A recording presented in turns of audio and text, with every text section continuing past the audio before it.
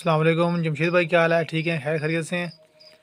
अच्छा जमशेद भाई, ये मेरी जो फ़ीमेल जो आपसे ले गया था बच्ची, तकरीबन 1.5 माह की, वो माशाल्लाह जी बड़ी हो गई, ब्रीडर बन गई है और उसने ये 3 बच्चे दिए हैं।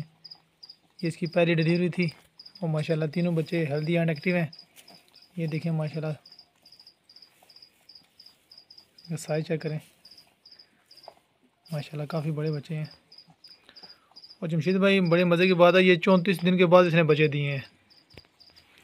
ये फीमेल है और ये 3 बच्चे।